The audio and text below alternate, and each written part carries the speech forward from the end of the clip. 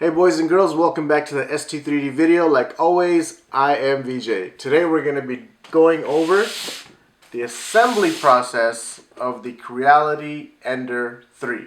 I got this in about 5 days ago as I was heading out of town. All I could think about was putting this sucker back together. Here it is 5 days later. Just got in. It's roughly around midnight. So I'm going to get this cracked open and we're going to get it put together. And we're going to see what adjustments we need to do and what quality prints we get. And we're going to do multiple prints on this, and then eventually I'll have a review video out for you guys. But for right now, let's get started with the assembly process of the Creality Ender 3. Alright guys, so these are the things that come in the box. I'll go over them quickly. There's some important things I would like to discuss, but these we can just breeze right through. So this is your X-axis rod right here, which will be the smaller one. The one that has the Z rod inside of it, right about there, that's going to be your vertical or up and down rails. Then you have your Z motor here, all the necessary tools to complete the job. The belt, you have the nuts for the spool holder, and then these are all the necessary bolts and washers that you're going to need to assemble the printer. These are your spare parts. Of course, you got your extra 0.4 nozzle, and then you have the Bowden tube attachment. This right here is to clean out any clogs you might have through the nozzle. You got your SD card with the USB adapter, your Z limiter switch right there, power plug. This part right here actually attaches to the X-axis on the other side to keep your X-axis level. And this is your belt tensioner right here. And sorry, not a belt tensioner, but this is what your belt will go on, and you will tension the belt using this part right here. A little disappointed with the amount of filament they gave you, but you know what? It is what it is. You can't really do much about that. So these are the basic things that come in the box, along with, of course, the manual itself.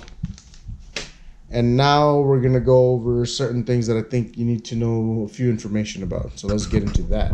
Alright guys, the very first thing we're going to talk about is the power supply, and you already know where I'm going to go with this. Very first thing, please check your voltage for your country. Make sure it matches. If you're in 115, leave it at 115. If you're at 220 or 230, make sure you change it to 230. And this is very important because if you don't switch this, as soon as you plug it in, the sucker's gonna fry on you. Another cool thing here, of course you got your on-off switch, your plug here. The reason I wanted to talk about this is because you have a fuse right there, right in here. So if anything ever happens to your power supply, before you go ahead and open up the whole casing here or housing, make sure you check the fuse first. That can save you a lot of headache. And of course, this is just the adapter that goes to the actual printer itself. The next thing I wanted to talk about was actually the feeder assembly. Now, of course, this is not fully assembled like you would get on the CR10, but there's a few things that I noticed that was kind of cool. The very first thing is they actually put a cap here. This is where your belt's going to go. So this is kind of cool on that. They use bronze tips here. So that was pretty good. Now, if you notice at the actual the feeder itself, they actually have a grip that's extended out, and there's lines so it's easier to grab, so you can go and grab it. And another thing I really like about it is the feel. It's very tight. I guess I can say there's a stiffness to it, which is pretty good when you're loading everything in. And for those of you that have not noticed, but they have this part right here as well. What this is basically, this is the way it's going to be set up. And you got your Bowden tube coming out and going into the printer. So when you have your hot end wires coming in, this is actually just a holder for it. I applaud them for attempting to do that. I just wish it was a little bit more sturdy, because I feel like eventually just popping it in and out there's a chance it might break. Another thing is it's lined up perfectly with the grip right here, as you can see. So if you notice, it's lined up perfectly. So the wire's actually gonna have to go in and then come down and then go from there. Well, now that I think about it, maybe they wanted it that way to keep a little bit of tension on it. I don't know. So the wire will come in, go down here, and I'll keep it in place. So maybe my mistake, but we'll see how that works out. Besides that, that's all I really wanted to talk about on this. And now we can talk about the final piece, which is the actual printer. And by printer, I mean the last piece, which is basically the most assembled part of the Ender 3. So let's start with the obvious. It's sitting on top. You got your hot end right here. It looks like the fans, I don't know, it looks like the same fans to me, but maybe they did upgrade it. I can't really tell right now, but they did go with the gold plated for this part. The nozzle as well, and then looks like everything's nice and tight in there, so I don't really have any complaints about it. I will just have to do the print and see exactly how it works. So this just basically attaches to your x-axis, and it'll just move back and forth. So let's put that apart. Let's put that aside, and let's talk about the most obvious thing that I noticed on here. The leveling knobs, which are included. This is great. Not only is the leveling knob included, it's actually labeled up or down. So you got that on all four corners, which is nice. And of course, if you notice, the surface area is a little different than the Ender 2, which I really like. It is a little wobbly, so I'll have to probably tighten the eccentric nuts on that. And right down here, you have your micro SD slot, USB slot, and all the housing for the electrical is here. And it has a fan to go in there, so that's actually pretty cool. So I did like that as well. Another thing that I personally liked, it's actually two little features on here. Nothing big, but I mean most of the companies out there are doing this, but you have your strain relief, which is already printed and on there, mounted, which is great. And if you notice, that I think they did a pretty good job as far as tidying up their wires a little bit. This is basically all you get right there. And just to let you guys know, on mine, the Y is already connected, which is kind of cool. So my Y limiter and motor is already connected to that, and I just got to connect the rest. So these are the parts that the Ender 3 comes with, and those are the few things I wanted to go into a little bit about detail. And now we can start our build process. So let's get started on that. Alright guys, so the very first thing I'm going to do is I'm going to go ahead and take care of this wobbly plate problem. I had these foam pieces laying around because I don't want it to just lay it on the bed itself. So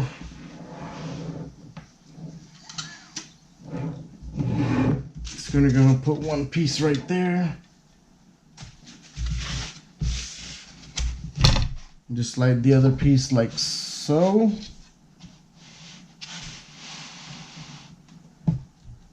It's still wobbly, I can feel it.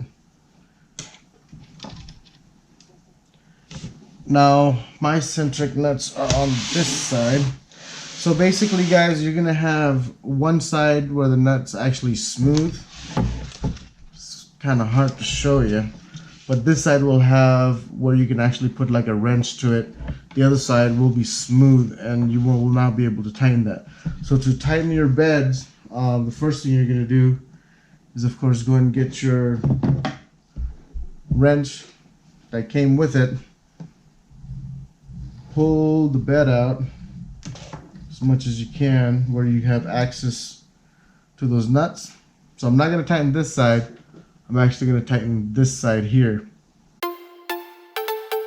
And one way you can find out if they're tight enough, if you grab a wheel and you turn it and the bed moves, you're good.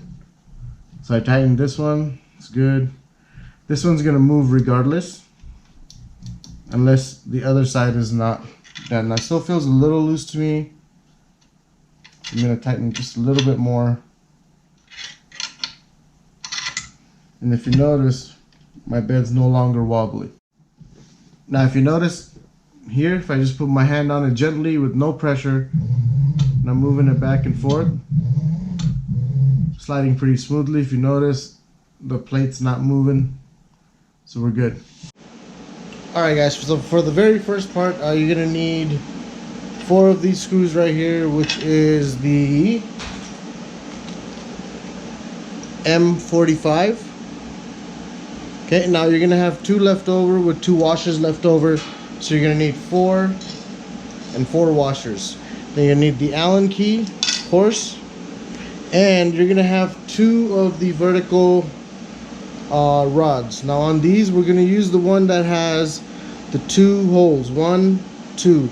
This one also has 2 holes, but notice they're side by side. We're going to use this later. So let's go and use this one for now. And very important, guys, on this one, make sure, now this is your right side. So when you mount this on the right side, make sure your holes here line up on the left side. So don't mount it like that. You want to mount it like this. Holes on the left, this is the right side. So what we're going to do is we're going to take 2 of these screws, and there's 2 holes right down here, and you're going to insert these and hand tighten it onto these. You'll notice right there, those are the grooves that we're going to be mounting it onto. And after that, we'll tighten it with the Allen key. Just a quick mistake I found that I made. On the right hand side, the screws do need to go on the left. So if you notice, this is my right hand side. I got the 2 screws right there.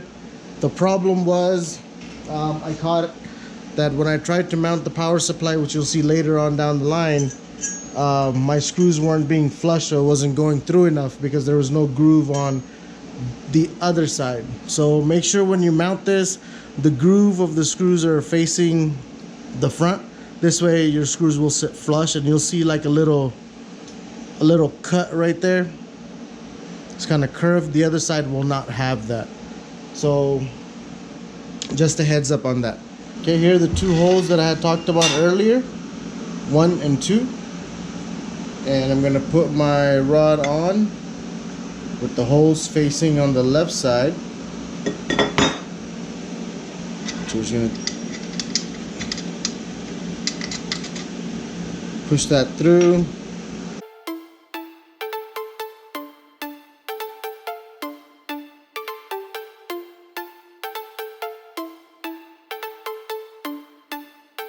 Alright guys, so this is very important. So if you notice, I just hand tightened it. My rail is still moving. When you hand tighten these and you get some kind of a friction or it's not going in right, go and wiggle it a little bit. Right from the start, you should not have to use the Allen key. So make sure it goes in smoothly. So what I'm going to do now is I'm going to go ahead and tighten the bolts underneath.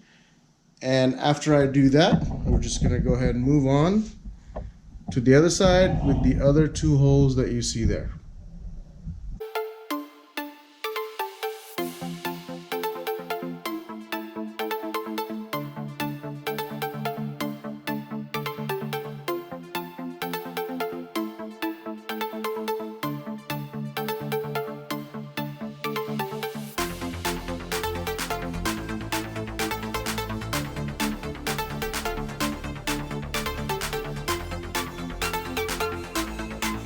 Next, what we're going to do is go ahead and install the power supply.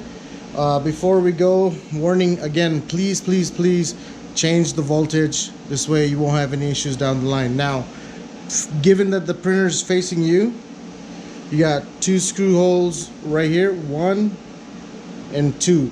So you got to make sure this part is facing out like so when you screw this in, and the casing should be at the bottom.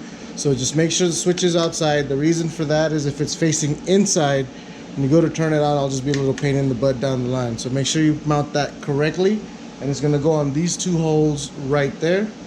So let me turn this around to give you a better view. So again, we're going to hand tighten first. Oh, by the way, these were the M420 screws, so you're going to have 1 left over after you take 2 out.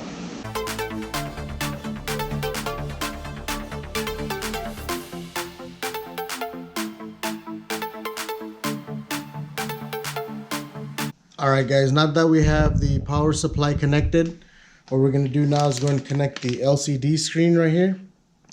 Please be super careful not to touch any of the components in the back with your hands. Just try to hold the sides if you can, and this is going to get mounted right here. So let's push this back. So it's going to go on this and that, and the screws that you're going to use are going to be the M5/8 screws. So you're only going to need, I believe, 2, because I only see 2 threads on there. So let's go ahead and get those. and you're going to be left with 3.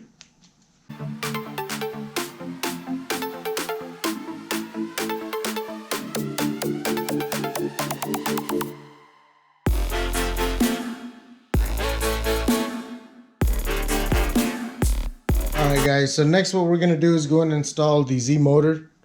It's going to go right over here, if you notice, and keep in mind this is the back side. So you'll see 2 little screws that I was talking about earlier. You can just line that up, and you're going to use the M4 by 18 screws. There's only 2 in here, so we're going to take those and screw it from this side into there.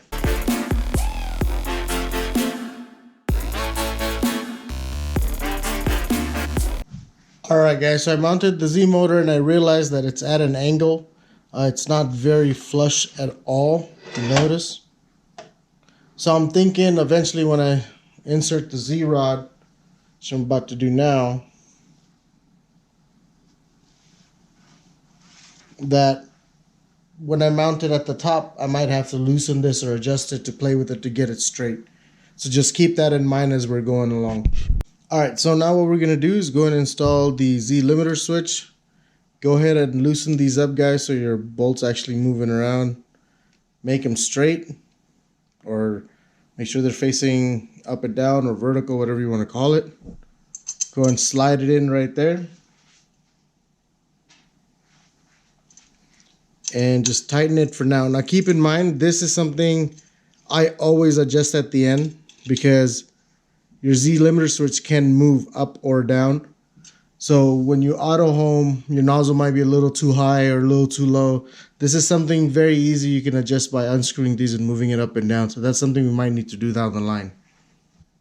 Alright guys, so next what we're going to do is we're going to go ahead and mount the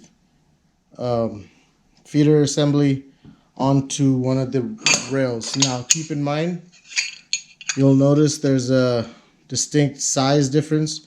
We're going to use the bigger one, okay? And one way you know it's the right one, this one has 6 holes, while this one only has 4. So we're going to use the ones that have these 6 holes. And the way it's going to go, so I'm going to explain this to you first because it is a little tricky to put on. So your feeder is going to be on the outside, let's say. So keep the cap towards you with the limiter switch. And you'll notice that there is a groove right here, a really large groove. The reason for that is once you slide this in, this part right here, to make it flush, will have to sit in here. But you're going to use the side that has the 2 screws and that part cut out. So it's going to sit right in here. So it's going to sit right in here. See that hole? It's going to match it up. So we're going to do that. And once you do that, you'll notice that the holes inside match up perfectly. Now this is going to be a little tricky to do because, as you can see, you got to get the screws in here, but you have to tighten it from the holes on the other side. So let me show you. So for this, you're going to use the M4 by 16 screws right here, and you should have 4 left over after you take 2 out. So what I'm going to do first is go ahead and load the washers on. And once I do that, I'm going to go ahead and feed it through. Alright guys, so I got these screws, as you can see right there, fit through the bottom, 1, 2. I got my feeder facing you guys right now. So I'm just going to turn this a little bit. 2 holes closer together with the groove. Pop that in place, like so. And then from the feeder side, you'll notice there's 2 little holes. So you're going to take your Allen key, feed it through.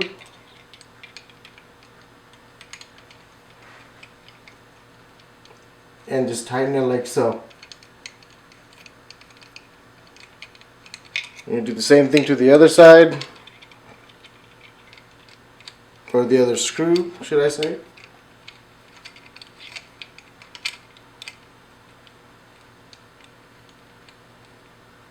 And once you tighten these up, we'll get to the next step. Alright, so when you're done mounting this, it should look something like this. Filament feeder on that side, limiter switch over here, and then you got the casing and the rail right there. So what we're going to do next is we're going to go ahead and get the belt mounted.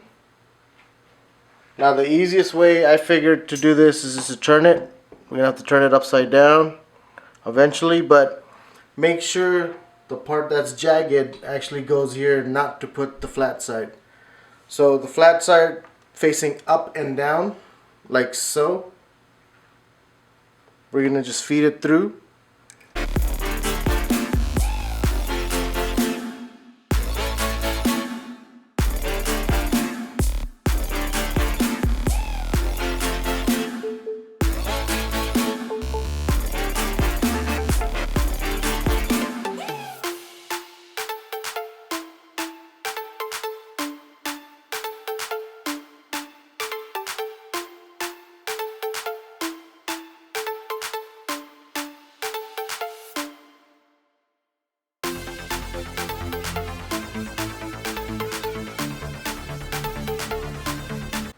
And there you go. It should look like that by the time you finish.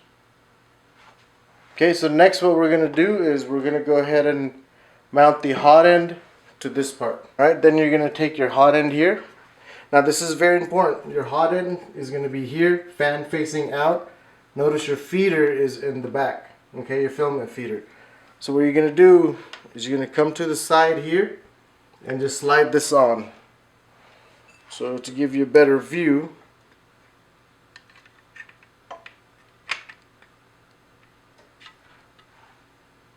just like that.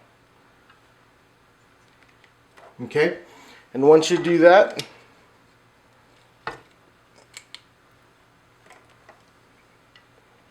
just take the end piece right here, this little clip.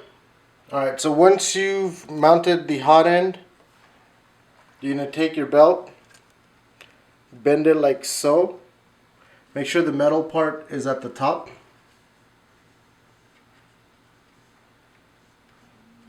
And just slide it right in. Then you're going to take the bottom piece. Now don't worry, at this point your belt will be loose, so don't worry about that, okay? And again, we're just going to bend it. Make sure the metal pieces or the gold pieces at the top. And there you go. Install the belt tensioner. Just make sure you loosen your nuts here. And make sure that these are facing left to right or horizontal. Now this part right here has to go, the belt has to go on this. It's going to get mounted like so. So this is actually going to be on the front part. This is the back part. So this you're going to mount from the front. But before we do any of that, I'm going to make sure we get the belt over it.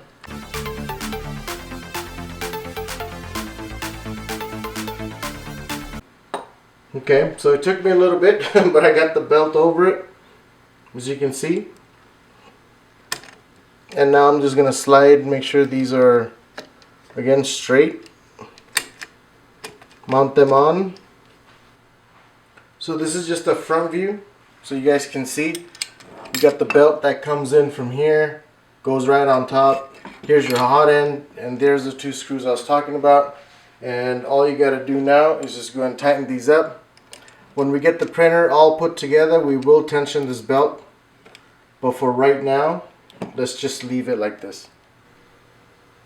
Alright guys, so we got the x-axis almost done. We have the hot end on this side, which is facing the table, and then the filament feeder on top.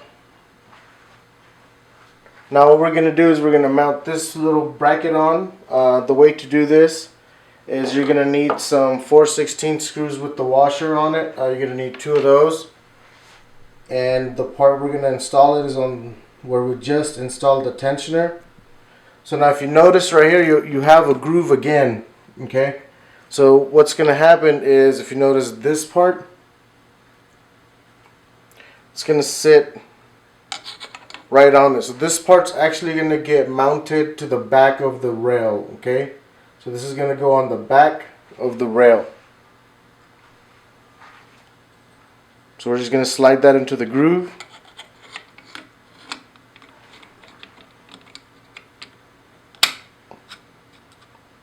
And you got 2 wheels there and your belt tensioner right there.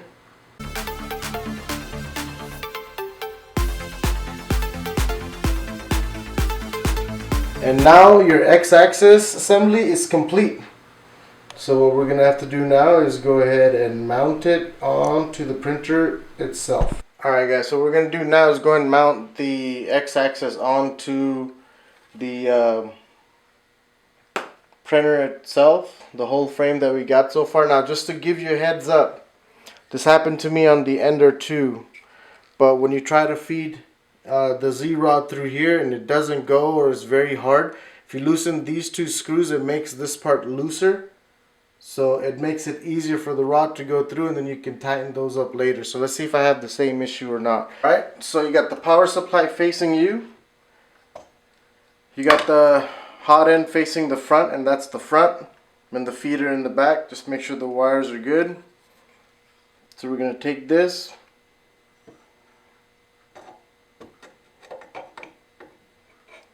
This wheel will line up here, and there's a wheel here on this side that will line up here. And we're going to slowly lower this down, and you'll feel it grab. The wheels will automatically fall into place. So you line up the Z-rod to the slot where it goes into. Don't push it down. Slowly turn this, and let's see if it goes in or not. Okay, so I'm getting a little bit of resistance like I thought I would. So what I'm going to do is undo these screws at the top, just a little bit, so I get some kind of play on the movement here. Okay, so now if I try to slide that in,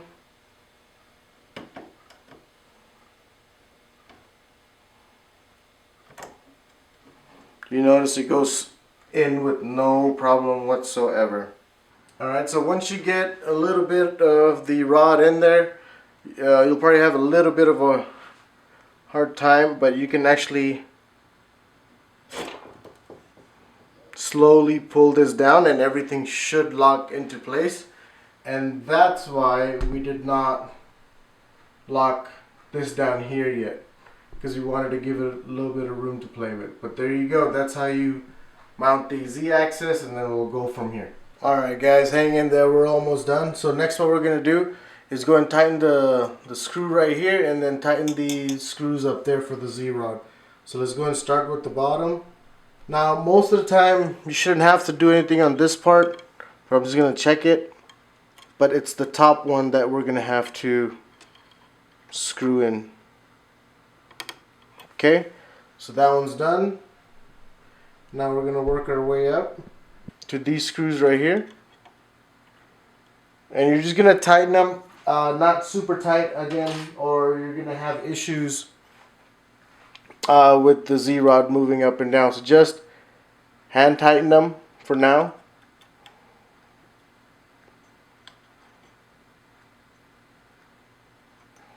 And then just do a quick check to make sure it moves up and down with no resistance, which it looks like it does.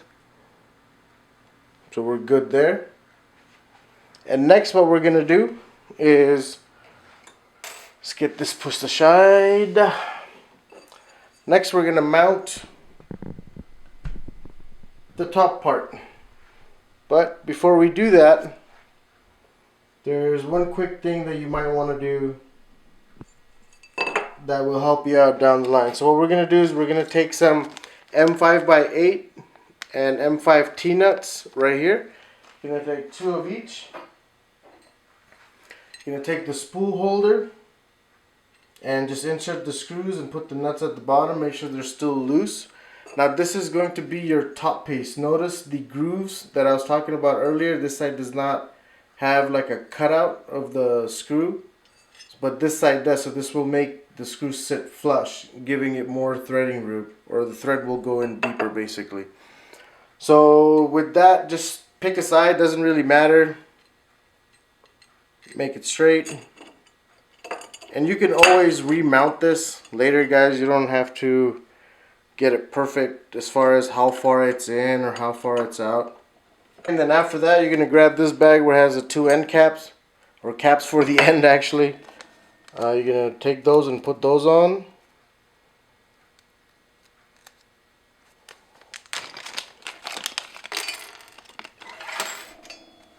Okay. So one will go right here, and this should pop in place. Just keep in mind, you got groove here, center. So make sure you match that up like so. Just pop it into place. And at this point, you can even bang it in. And that's why it's easier to do it with the machine off. Just make sure, keep in mind it's going to be the top. If you want your logo to be right, the Creality, just make sure it goes like so.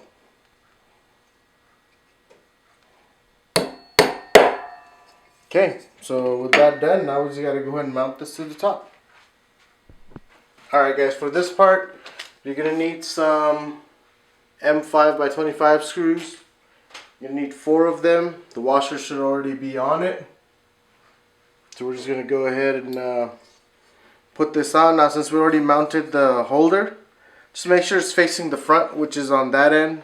Just going to put these on top.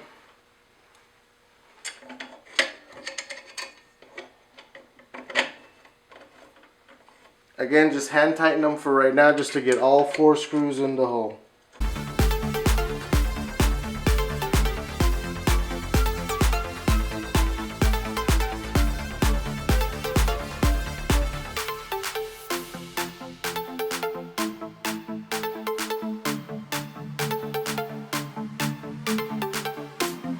Alright guys, congratulations, you're done with the assembly process. Now what we're going to do is go and connect all the wiring. We're going to go ahead and start with the big ribbon here. You got your E for extruder, X, and this should also be X right there. Okay, so you got X, X, and E. You're going to have the E go here. One X will go right in there, and if you can see it, the little white clip right there. And there's one at the bottom right there that we'll install it on. So let's go ahead and do that. So we'll start with the E.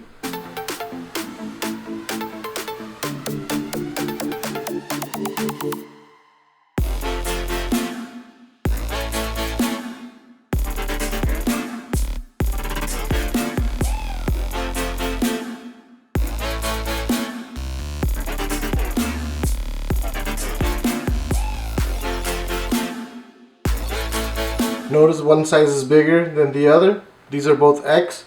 The smaller one will go inside. The U shape that you see here will go towards the outside.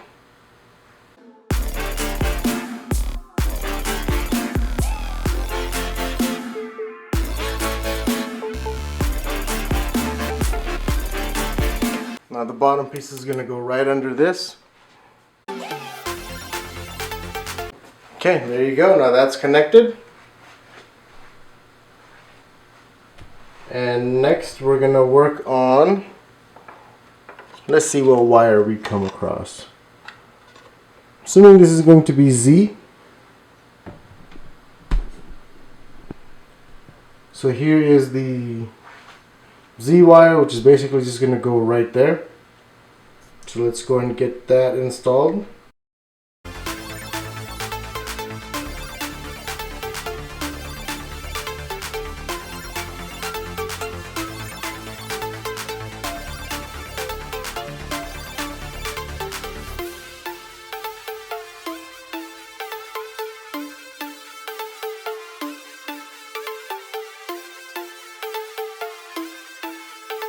Okay, that one's done. So we got our Z, our X-axis is done, and like I had mentioned earlier, I don't know about you guys, but my wire was already connected. And this is very straightforward as well.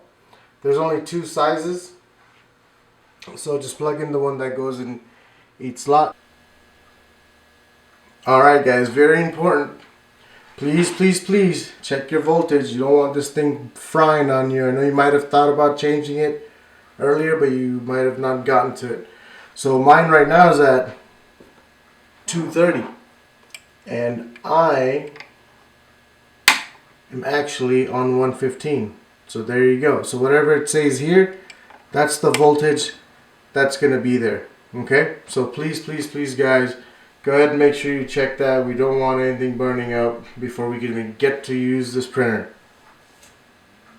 Alright guys, we left one little wire out. That is for the Z limiter switch. That actually tells the printer when to stop and when to auto home. Now this cable is actually going to be sticking out of the box here. I'll give you a better view of that. This is going to be sticking out of this box right here. So only cable sticking out. So we're going to take that cable,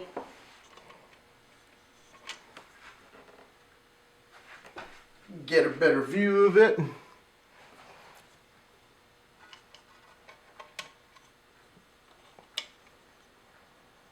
And just go ahead and plug it in. It goes upward. Just make sure you don't bend the pins. And there you go. So 2 more cables to plug in. You'll notice that there's been this gray ribbon dangling around while you're doing your install this whole time. That is actually going to connect to this little piece here on the 3rd slot. So the furthest inwards. So you got 1, 2, we're going to connect it here on that one. Okay? Give you a closer look at that. So I'm going to take this,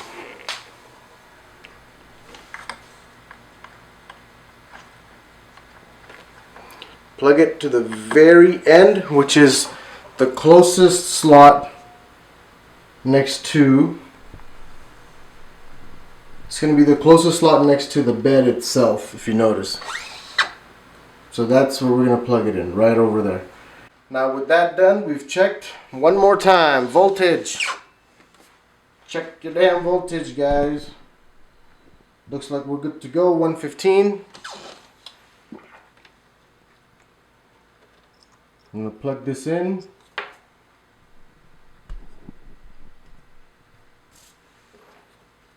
We're still good at this point because I haven't really powered anything on yet. So there is our printer ready to go. All I got to do is connect the bottom tube. Alright guys, moment of truth. Let's hit that switch and see what happens. Alright, looks like everything's good. So let me go and do some checks to make sure everything is working correctly. Alright guys, so the very first thing I'm going to do, and you can do whatever you want, I'm just going to go down to prepare and do, let me see what I want to do. I'm going to do move axis first. Okay, I'm going to go to X. That's my X. It's moving, perfect. I'm going to go to Y. That's moving. Do my Z.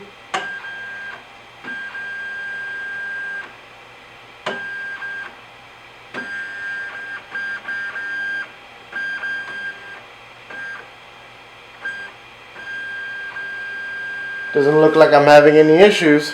So, with all that done, let's go ahead and auto home and see what happens.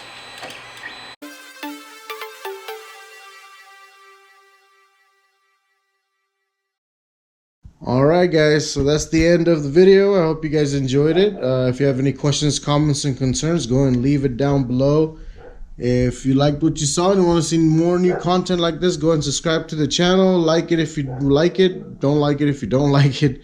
And like always guys, remember, good luck and happy printing.